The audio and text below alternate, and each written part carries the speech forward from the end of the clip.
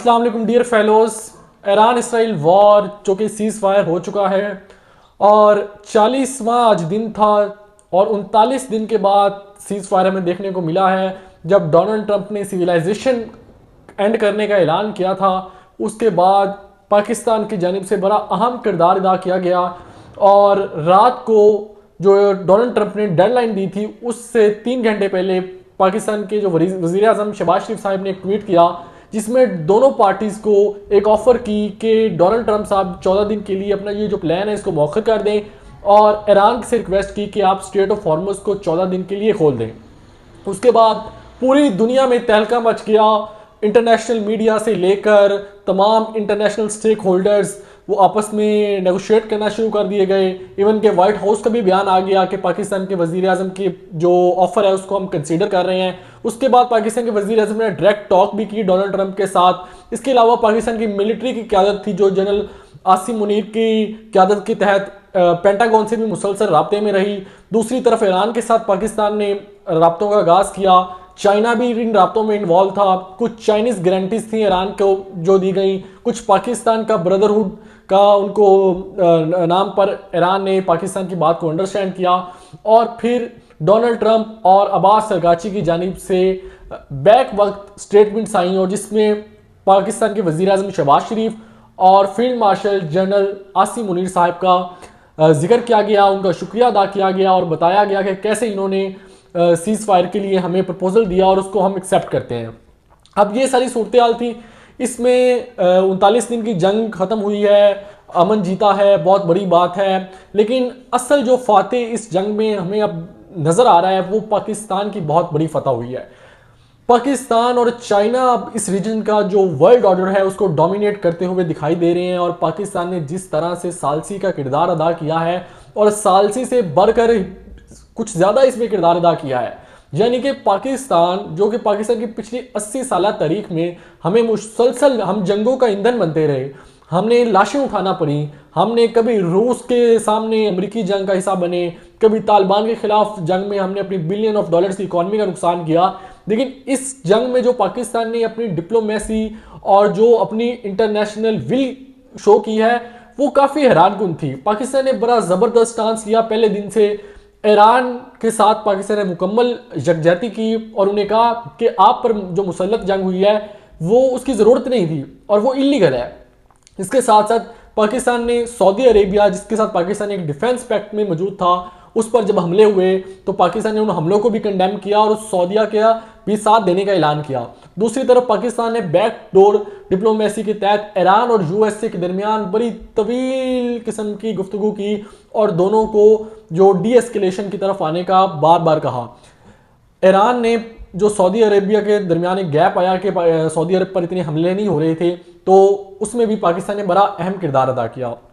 अब ये जो पीस डील होने जा रही है, अभी तक पीस डील नहीं हुई, अभी तक सीज फायर हुई है, इसमें भी इस्लामाबाद अकॉर्ड अपना बहुत अहम किरदार अदा करेगा और पाकिस्तान की जो इस वक्त क़यादत है स्पेशली मिलिट्री और सिविलियन क़यादत पूरी दुनिया में इस वक्त पाकिस्तान के वज़ीर आज़म शहबाज शरीफ और जनरल आसिम मुनीर साहब का तज़क्रा हो रहा है और लाइमलाइट है। हमारे पड़ोसियों में इस वक्त सफ़ाई मातम बिछा हुआ है, वहाँ पे इस वक्त बहुत बुरे हालात हैं और नहीं मालूम कि मोदी साहब कहाँ पे हैं, वो नज़र नहीं आ रहे। उन्होंने इस जंग पर अभी तक उनका कोई कमेंट भी नहीं आया।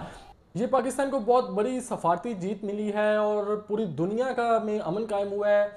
ये जंग बहुत बढ़ती जा रही थी और इसमें जो हालात थे वो काफ़ी संगीन होते जा रहे थे। तमाम डिप्लोमेट्स, तमाम तज्ज़ियाकार ये इस जंग के ना ख़त्म होने वाली जंग इसको करार दे रहे थे। लेकिन पाकिस्तान ने जिस तरह की दानिशमंदी का मुजाहरा करते हुए ये सीज़ फायर करवाया है।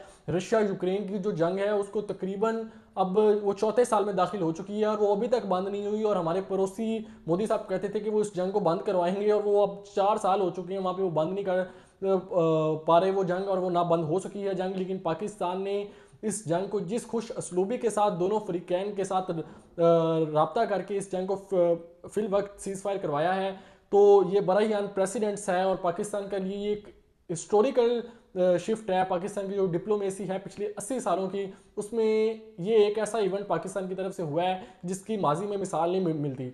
माजी में भी काफ़ी मौके आए, अमेरिका ने भी बड़ी जंगें लड़ी, पूरी दुनिया में बड़ी वॉर्स हुई, पाकिस्तान को कोई पूछता ही नहीं था। रशिया और अमेरिका कोल्ड वॉर लड़ते रहे, जिसमें क्यूबन मिसाइल क्राइसिस इतना बड़ा हुआ, पाकिस्तान का कोई रोल नहीं, वियतनाम वॉर ले उठा लें, फिर कोरियन वॉर उठा लें, फिर अफगान वॉर जब आई तो बजाय कि हम वहाँ पर डिप्लोमेसी करते हम उसका ईंधन बन गए, और उसमें हमने जो अपनी जानों के नजराने पेश कर दिए अमेरिका के आगे, और रशिया एक सुपर पावर को अपने खिलाफ कर लिया। तालिबान वॉर में भी हमने इस तरह किया कि अपनी बिलियन ऑफ डॉलर की इकॉनमी का भी लॉस किया, अपनी लोगों की जानें भी दी और दहशतगर्दी का खतरा भी अपनी तरफ मोल लिया।